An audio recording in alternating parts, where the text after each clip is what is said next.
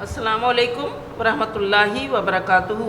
Class 8 کے طلباء و طالبات، آپ کو اردو کا آج اگلا لیسن ایک نظم ہے آپ کے سلیبس میں، مڈ ٹرم میں، فرسٹ ٹرم میں ہے۔ اس کا نام ہے مسدس۔ مسدس کہتے ہیں مگر اصل نام اس نظم کا ہے مد و جزر اسلام۔ یہ نظم آپ کی کتاب کے پیج نمبر 34 پر ہے۔ آپ اپنی کتابیں کھولیے اور اس میں دیکھیے مد و جزر اسلام۔ اس کو عام طور پر مسدس حالی بھی کہتے ہیں، حالی کی مسدس۔ اب دیکھیں اس کا تھوڑا سا تعارف، حالی کی مسدس کیا ہے۔ مسدس مد و جزر اسلام اردو کی پہلی قومی نظم ہے جس میں تاریخ اسلام کی منظر کشی نہایت عمدہ انداز میں کی گئی ہے۔ اس نظم کے شاعر مولانا الطاف حسین حالی ہیں۔ حالی نے یہ نظم اپنے رفیق یعنی دوست سر سید احمد خان کے ایواں پر لکھی، یعنی ان کی خواہش پر، ان کے کہنے پر لکھی۔ اس طویل نظم میں اسلام سے قبل عرب کے حالات، پھر نبی اکرم صلی اللہ علیہ وسلم کی بعثت اور ظہور اسلام اور تعلیمات نبوی کو بہت عمدگی سے بیان کیا گیا ہے۔ آئیے اس نظم کے چند منتخب بند پڑھیں۔ یعنی یہ نظم تو بہت طویل ہے، اس کے چند یہاں پر بند آپ کے سلیبس میں دیے ہوئے ہیں، تو دیکھیں پڑھتے ہیں۔ وہ نبیوں میں رحمت لقب پانے والا، یعنی تمام انبیاء میں جن کا لقب رحمت تھا، رحمت للعالمین آپ جانتے ہیں قرآن میں بھی آیا ہے، تو صرف انہی کا لقب تھا رحمت للعالمین۔ مراد غریبوں کی بر لانے والا، غریبوں، ضرورت مندوں، پریشان حال لوگوں کی ضرورتیں وہ پوری کرتے تھے، بر لاتے تھے یعنی پوری کرتے تھے۔ مصیبت میں غیروں کے کام آنے والا، یعنی مصیبت میں لوگ ایک دوسرے کا ساتھ دیتے ہیں اور عام طور پر اپنے رشتہ داروں کا، گھر والوں کا ساتھ دیتے ہیں، لیکن آپ جو تھے اپنے رشتہ دار، اپنے قریبی لوگ، دوستوں ہی کا نہیں بلکہ غیروں اور دشمنوں کا بھی ساتھ دیتے تھے۔ غیر سے مراد غیر لوگ یعنی دشمن اور پرائے لوگ۔ وہ اپنے پرائے کا غم کھانے والا، وہ نبی ایسے تھے جو اپنوں کا بھی اور پرائے لوگوں کا بھی یعنی غیروں اور دشمنوں کا بھی غم کھاتے تھے، ان کی پریشانیوں پر پریشان ہو جاتے تھے۔ فقیروں کا ملجا، ضعیفوں کا ماوا۔ ملجا اور ماوا ان دونوں کے معنی ہیں پناہ گاہ، ٹھکانہ۔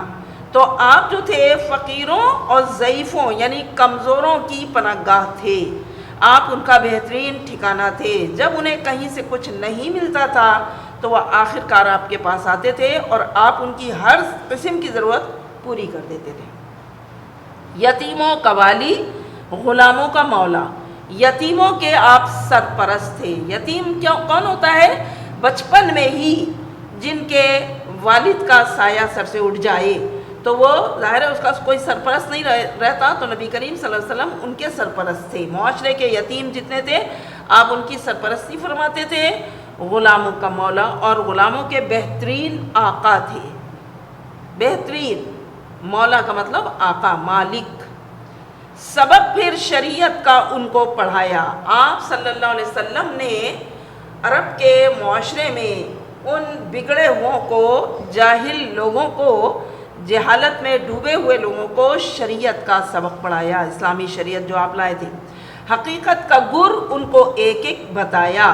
آپ نے ان کو حقیقت کی ساری باتیں بتائیں کہ یعنی جیسے مطلب یہ ہے کہ تم لوگ جن معبودوں کو پوجتے ہو وہ باطل ہیں، ان کا حقیقت سے کوئی تعلق نہیں ہے، حقیقت میں معبود صرف ایک ہے اور وہ اللہ ہے۔ اسی طرح تمہارے جو عقائد ہیں، جو باتیں ہیں، جو اصول ہیں معاشرتی، یہ سب غلط ہیں۔ ان کے بجائے کیا اصول ہونے چاہیے؟ اللہ اور رسول کے بتائے ہوئے ہیں۔ تو یہ سب آپ نے ان کو باتیں بتائیں۔ زمانے کے بگڑے ہوئوں کو بنایا۔ اس دور کے جو بگڑے ہوئے لوگ تھے، انتہائی جہالت میں ڈوبے ہوئے لوگ اور ان کے اپنے بنائے ہوئے اصول و قواعد، ان سب کو آپ نے اپنی بہترین تعلیمات سے سنوار دیا. بنایا یعنی انہیں سنوارا، انہیں اچھا بنا دیا. بہت دن کے سوتے ہوں کو جگایا. ایک عرصے سے جو لوگ خواب غفلت میں سو رہے تھے، کھوئے ہوئے تھے، آپ نے ان کو جھنجھوڑ ڈالا، جگا دیا. ان کو جب حقیقت کی باتیں بتائیں تو وہ ہوش میں آ گئے. کھلے تھے نہ جو راز اب تک جہاں پر، حضور صلی اللہ علیہ وسلم نے وہ سارے راز، وہ حقیقت کی باتیں جو دنیا والوں سے اب تک چھپی ہوئی تھیں، وہ دکھلا دیے ایک پردہ اٹھا کر. آپ نے اپنے یعنی تعلیمات سے، تبلیغ سے وہ ساری باتیں ان کو بتا دیں، وہ حقائق ان کو بتا دیے کہ یعنی وہ جن کتابوں کو مانتے تھے پہلے کی کتابیں، وہ کتابیں اب منسوخ ہو چکی تھیں. وہ انبیاء کی تعلیمات کو جس طرح سے توڑ مڑوڑ کر عمل کر رہے تھے وہ سب اب غلط ہو چکی تھیں. تو اب یہ نئے نبی جو حضور آئے تھے ان کو ماننا تھا. اسی طریقے سے انہوں نے جو اپنے عقائد بنا رکھے تھے وہ سب باطل تھے. آپ نے ان سب حقائق کو ان پر واضح کیا. جتائی انہیں اس وقت کی قدر و قیمت. حضور صلی اللہ علیہ وسلم نے اس قوم کو، عرب کی جاہل قوم کو، وقت کی قدر و قیمت کا احساس دلایا ہے کہ یہ جو زندگی ملی ہے صرف ایک بار ملی ہے اور اس میں کرنا کیا ہے، ہم کس لیے دنیا میں آئے ہیں. دلائی انہیں کام کی حرص و رغبت. آپ صلی اللہ علیہ وسلم نے ان لوگوں کو نیکی کے اور بھلائی کے کاموں کی حرص اور رغبت دلائی، شوق دلایا. انہیں ایک سے بڑھ کر، ایک دوسرے سے بڑھ کر آگے بڑھنے کی، نیکی میں آگے بڑھنے کی مطلب حرص دلائی کہ وہ لالچ کریں اس بات کی کہ نیکی کے کاموں میں ایک دوسرے سے بڑھیں. کہا چھوڑ دیں گے سب آخر رفاقت. حضور صلی اللہ علیہ وسلم نے یہ بھی بتایا کہ یہ تمہارے جو دنیا کے دوست یار ہیں، جو رشتہ داریاں ہیں، والدین ہیں، بھائی بہن ہیں، اولاد ہے، یہ سب تمہاری رفاقت یعنی ساتھ چھوڑ دیں گے، کوئی کام نہیں آئے گا. ہو فرزند و زن، اس میں یا مال و دولت، خواہ وہ اولاد ہو، بیٹے ہوں یا بیوی ہو یا مال و دولت ہو تمہارا، یہ کوئی کچھ تمہارے کام آنے والا نہیں ہے. نہ چھوڑے گا پر ساتھ ہرگز تمہارا. ہاں تمہارا ساتھ کون نہیں چھوڑے گا؟ وہ ایک چیز ہے، بھلائی میں جو وقت تم نے گزارا، نیکی اور بھلائی جو تم نے کی ہے دنیا میں، بس وہ تمہارا ساتھ نہیں چھوڑے گی. تو جتنا زیادہ وقت تم نیکی اور بھلائی میں گزارو گے وہی تمہارے کام آنے والا ہے اور کوئی تمہارے کام نہیں آئے گا. دیے پھر دل ان کے مکر و ریا سے، ان کے دل مکر و فریب سے، ریاکاری سے پھیر دیے اور بھرا ان کے سینے کو صدق و صفا سے، ان کے دلوں کو سچائی اور پاکیزگی سے بھر دیا. بچایا انہیں کذب سے، افترا سے، جھوٹ اور من گھڑت باتوں سے انہیں بچا لیا. کیا سرخرو خلق سے اور خدا سے، اپنے اچھے اخلاق اور اللہ تعالیٰ کی قرب سے ان کو سرخرو کیا. رہا قول حق میں نہ کچھ بات ان کو. اب وہ قوم ایسی ہو گئی کہ سچائی کی باتوں میں انہیں کوئی دھڑکا نہ رہا، بس ایک شعب میں کر دیا پاک ان کو. بس ایک ہی طرح کی تعلیمات دے کر آپ نے ان کو پاکیزہ بنا دیا.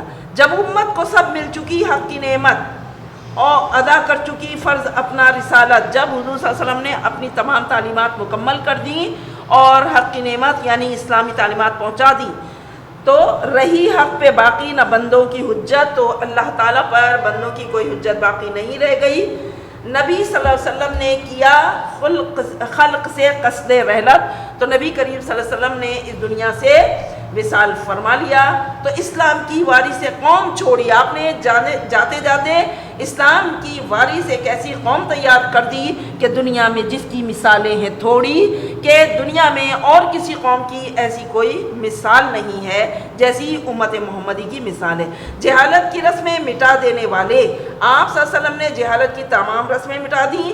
کہانت کی بنیاد ڈھا دینے والے، کاہن لوگوں نے جو اپنا دنیا میں وہ بنایا ہوا تھا نا، لوگوں کو بہکا کے رکھا ہوا تھا، آپ نے وہ ساری کہانت کی بنیادیں ڈھا دیں، گرا دیں یعنی، اور سر احکام دی پر جھکا دینے والی قوم جو تھی وہ تیار ہو گئی، خدا کے لیے گھر لٹا دینے والے، اور ایسے لوگ تھے وہ جو اللہ کی ایک آواز پر اللہ کے خاطر اپنے گھر کے گھر لٹا دیتے تھے، قربان کر دیتے تھے، ہر آفت میں سینہ سپر کرنے والے، ہر مشکل وقت میں، ہر جہاد میں اپنے یعنی اپنے کفن باندھ کر وہ میدان جہاد میں اترنے والے ہوتے تھے، فقط ایک اللہ سے ڈرنے والے، اور وہ ایسی قوم تھی حضور صلی اللہ علیہ وسلم نے جو تیار کی، وہ ایک اللہ سے ہی ڈرتے تھے، اس کے علاوہ کسی سے ڈرتے نہیں تھے، اللہ اور رسول کے پیغام کے آگے وہ سب کچھ کر گزرتے تھے۔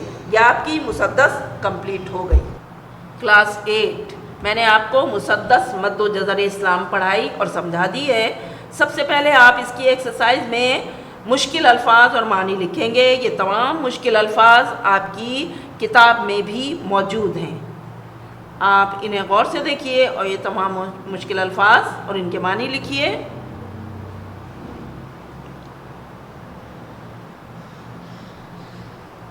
امید ہے کہ آپ کو کلیئر نظر آ رہا ہوگا سب کچھ۔ اس سے پہلے آپ کی 2 نظمیں ہو چکی ہیں، ایک حمد اور ایک اور نعت۔ یہ تیسری نظم ہے آپ کی، جسے مولانا الطاف حسین حالی نے لکھا ہے۔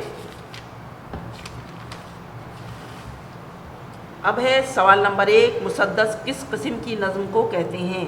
مسدس ایسی نظم کو کہتے ہیں جس کے ہر بند میں 6 مصرے ہوں۔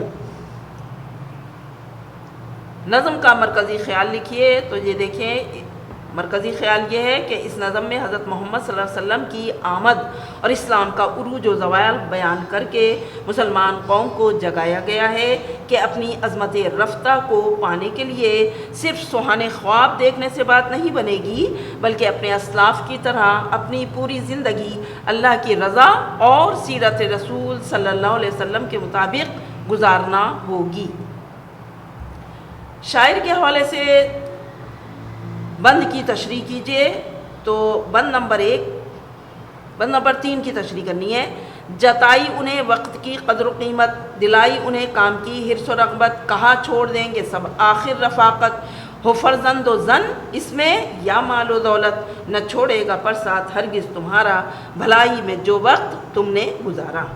اس بند کی پہلے حوالہ اور پھر تشریح۔ تو حوالے میں آپ لکھیے گا، یہ مسدس حالی سے لیا گیا ایک بند ہے۔ اس نظم کا نام مد و جزر اسلام ہے۔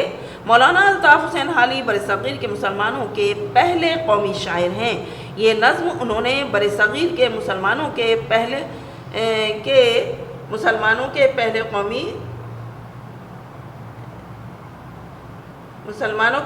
شاعر ہیں۔ انہوں نے سر سید کے کہنے پر، ان کی خواہش پر یہ نظم لکھی تاکہ مسلمانوں میں اپنی کھوئی ہوئی عظمت رفتہ کو پانے کا جوش و جذبہ پیدا ہو۔ اب تشریح۔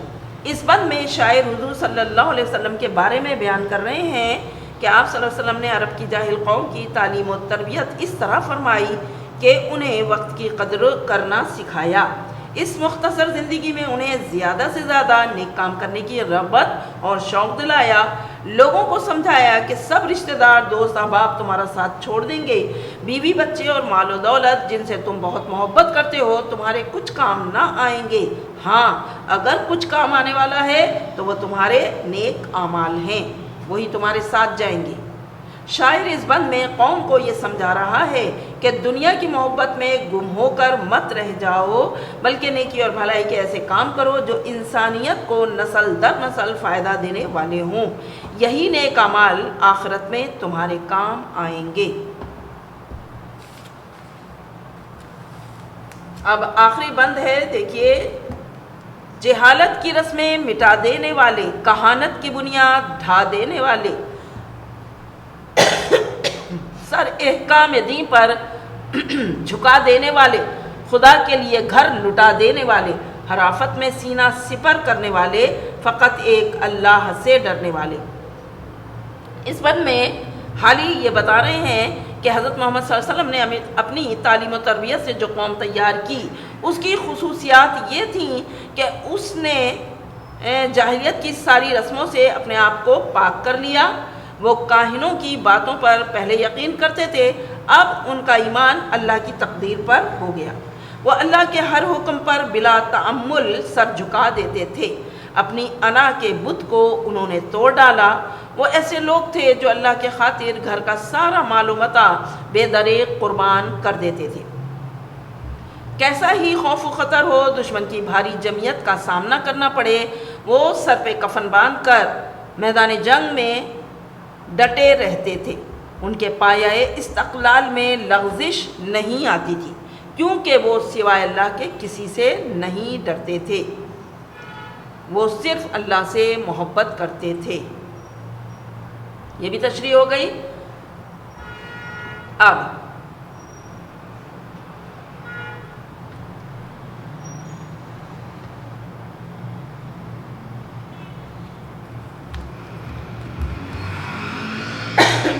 اب آپ اس پوری نظم کا خلاصہ لکھیں گے۔